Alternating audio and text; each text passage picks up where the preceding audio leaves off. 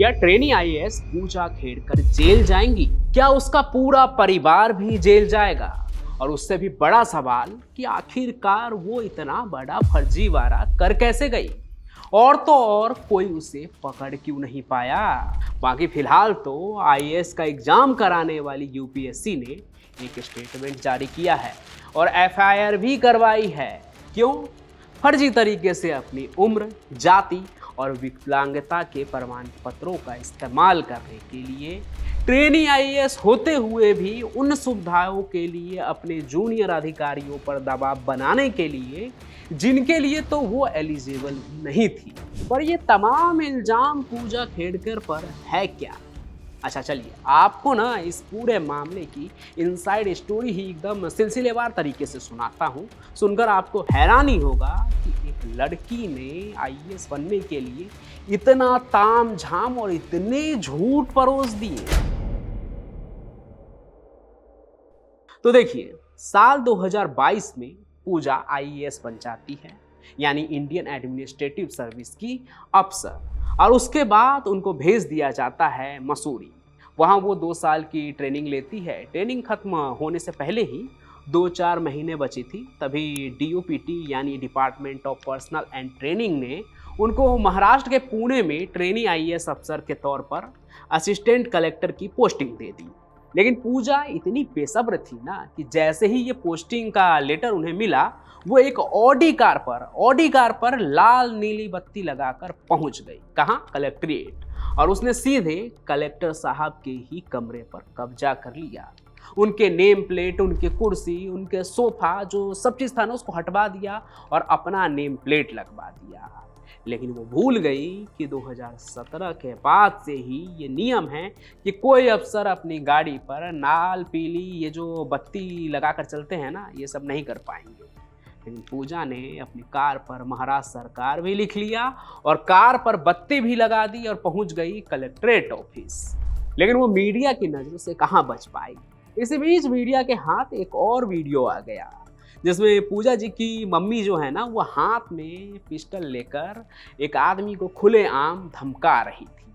जब वीडियो चला तो पुलिस प्रशासन तक भी बात पहुंची कि ये मामला क्या है, कौन है ये औरत जो एकदम खुलेआम धमका रही है, हाथ में पिस्टल लहराते हुए, ये कैसा गुंडा राज है, खुलेआम धमकी देने वाली महिला कौन है।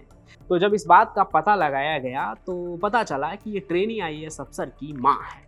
फिर तो पूजा खेड़कर की जो परत खुलनी शुरू हुई ना, तो सच सबके सामने आ गया। और अब देश की सबसे प्रतिष्ठित परीक्षा और उससे जुड़ी संस्था यूपीएससी पर भी सवाल उठने लगे हैं। आगे जब पूजा के मामले में और भी जांच हुई ना, तो पता चला कि वो नॉन क्रीमी लेयर यानी 8 लाख सालाना से भी कम वाली आमदनी वाले परिवार से ताल्लुक़ रखती है। उसी परिवार से ही आती है जहां पर पूरे परिवार की इनकम जो है ना, वो 8 लाख रुपये सालाना से भी कम है। और इसी कोटे से वो आईएएस बनी है। लेकिन फिर यहाँ मीडिया ने एक बार फिर से कुछ ऐसा ढूंढ निकाल लिया कि ये पूरी बात धरी की धरी रह गई। वो जो ट्रेनी आईएएस है, उनके पिता ने कोई चुनाव लड़ा था और उसी चुनाव में इलेक्शन कमीशन के पास एक एफिडेविट भी दिया गया था, जिसमें उनके बारे में सारा सच लिखा होता है। उसमें लिखा हुआ था कि भाई मेरे पास तो 4 करोड़ की प्रॉपर्टी है, मेरे वाइफ के पास भी करीब 10 करोड़ रुपए की प्रॉपर्टी है, और तो और मेरी बेटी के पास, वही जो ट्रेनी आईएएस ऑफिसर है, उसके पास भी 17 से 22 करोड़ की प्रॉपर्टी है। मतलब माँ, बाप और बेटी तीनों को मिलाकर घर जो है वो आधे अरबपति से ज़्यादा, मतलब 50 करोड़ रुपए से भी ज़्यादा की प्रॉपर्टी रखते हैं। अब तक तो पूरा देश ही इसके पीछे लग चुका था, तो और बात सामने आने लगी। पता चला कि पूजा एग्जाम में जब बैठी थी ना, तो उसने अपने आप को ओबीसी नॉन क्रीमी लेयर का कैंडिडेट बताया था, यानी वो ओबीसी कोटे में आती है। अब जनरल कैटेगरी के स्टूडेंट को यूपीएससी क्लियर करने के लिए 6 मौके मिलते हैं और उन्हें 32 साल के उम्र तक ही ये 6 मौके का इस्तेमाल करना होता है, उसे वो भुना सकते हैं। लेकिन ओबीसी कैटेगरी में जो आते हैं, वो स्टूडेंट जो है इसी एग्ज़ाम को 35 साल के उम्र तक 9 बार अटैम्प्ट करके क्लियर कर सकते हैं। वही जो SC ST के कैटेगरी में आते हैं ना, उनके लिए लिमिटेशन सिर्फ उम्र का होता है, यानी वो 37 साल तक की उम्र में जितनी बार चाहें इस एग्ज़ाम में अटेम्प्ट दे सकते हैं और अपनी किस्मत आजमा सकते हैं, IAS ऑफिसर बन सकते हैं, IPS ऑफिसर बन सकते हैं। अब ये सब मैं इसलिए बता रहा हूँ ना, क्योंकि यहाँ एक और फ्रॉड सामने आया पूजा का। वो ये कि UPSC ने कहा कि उसे जितने भी अटेम्प्ट मिले थे ना, उससे भी कई ज़्यादा अटेम्प्ट में उसने एग्ज़ाम दिया है। तो सामने आया कि कैट में 2020 में पूजा खेडकर ने अपनी उम्र जो लिखवाई थी वो 30 साल थी। फिर 2023 में भी इसी कैट के सामने पूजा खेडकर ने फिर से अपना डॉक्यूमेंट दिया और उसमें अपनी उम्र क्या लिखती है पता है? 31 साल। मतलब 3 साल गुजर गए और पूजा खेडकर की उम्र सिर्फ 1 साल ही बढ़ी। इस चीज़ के बाद सारे दस्तावेज उसके निकाले गए तो पता चला कि उसने अपने माँ का नाम भी बदल दिया, उसने अपने बाप का नाम भी बदल दिया, उसने अपनी तस्वीर बदल दी, अपने दस्तखत बदल दिए। किस लिए? ताकि वो एग्ज़ाम दे सके। लेकिन फ्रॉड की लिस्ट अभी ख़त्म नहीं हुई है। उसने अपने आप को एक डिसेबिलिटी का भी शिकार बता रखा था ताकि दिव्यांग कोटे का भी उसे फ़ायदा मिल सके। उसके सर्टिफिकेट के हिसाब से उसे मानसिक परेशानी और उसके नज़रें कमज़ोर है, आंखों की जो रोशनी है ना उसकी वो धीरे धीरे कम हो रही है। तो मीडिया तो इसके पीछे भी पड़ गई। 17 जुलाई 2024 की इंडिया टुडे में छपी ओमकार बाबले की रिपोर्ट के मुताबिक पूजा ने अपने विकलांगता का जो प्रमाण है वो पिंपरी के यशवंतराव चौहान मेमोरियल अस्पताल से बनवाया था। ऐसा करने के लिए पूजा ने अस्पताल में बताया था कि वो पुणे के नज़दीक पिंपरी चिंचवर की रहने वाली है। इंडिया टुडे ने अपनी रिपोर्ट में ये भी दावा किया कि पूजा ने जो ये पता दिया था ना, वो कोई रिहायशी पता नहीं था, बल्कि वो एक बंद हो चुकी कंपनी थर्मोवेटा इंजीनियरिंग प्राइवेट लिमिटेड का पता था। और यही बात नहीं रुकती है, पूजा खेडकर ने इसी पते पर अपना राशन कार्ड भी बनवाया था। वो इसलिए क्योंकि बाद में अस्पताल ने एड्रेस प्रूफ मांगा तो उसने इसी राशन कार्ड को सामने बढ़ा दिया और आखिरकार 24 अगस्त 2022 को अस्पताल ने पूजा खेडकर को विकलांगता का प्रमाण पत्र दे दिया। इस प्रमाण पत्र में कहा गया कि पूजा को घुटने में 7% लोकोमोटर डिसेबिलिटी है। और ये लोकोमोटर डिसेबिलिटी क्या होती है?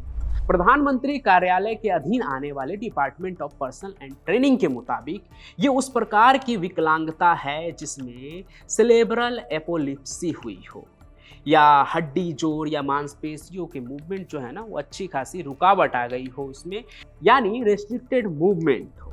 लेकिन यही पूजा खेडकर ना पेशे से डॉक्टर भी रह चुकी है। उन्होंने साल 2007 में काशीबाई नावले मेडिकल कॉलेज में दाखिला लिया था। दाखिला के समय पूजा खेडकर ने जो मेडिकल सर्टिफिकेट दाखिल किया था उसमें उनकी किसी भी किस्म की डिसेबिलिटी का जिक्र नहीं था। उन्हें मेडिकली एकदम फिट घोषित किया गया था। इसके अलावा भी एक पेच है कि जब दिव्यांग कोटे को लेकर ये जो मामला चला तब सेंट्रल एडमिनिस्ट्रेशन ट्रिब्यूनल यानी कैट ने आदेश दिया था कि पूजा एम्स में जाकर MRI करवाए ताकि पता चल सके कि उनको जो दृष्टि बाधा है उसका मूल कारण क्या है वो पता चल सके। पूजा को बार बार बुलाया गया फिर भी वो टेस्ट के लिए एम्स पहुंची ही नहीं। तो यहाँ सवाल तो ये भी है ना कि जब पूजा किसी और क्लिनिक से MRI रिपोर्ट लेकर आ गई तो उसे UPSC ने एक्सेप्ट कैसे कर लिया और क्यों किया? वो कौन से अधिकारी थे जिन्होंने कैट के आदेश से परे जाकर ना सिर्फ मेडिकल सर्टिफिकेट को एक्सेप्ट कर लिया बल्कि पूजा को ट्रेनिंग के लिए एक जिले तक में भेज दिया? और इतनी सारी घिचपिच के बावजूद पूजा को होम कार्डर क्यों दिया गया? असल में इन सवालों का जवाब UPSC को देना होगा और देना भी चाहिए। बाकी इन आरोपों पर जब मीडिया ने पूजा खेडकर से सफाई मांगी तो उन्होंने कहा कि वो खुद गलत इन्फॉर्मेशन और फेक न्यूज की शिकार हो रही है। ये भी कहा गया कि अंत में जीत तो सच्चाई की ही होगी। लेकिन अभी उनकी माँ जो है वो पहले ही गिरफ्तार हो चुकी है, मामला तो मैंने बताया ही।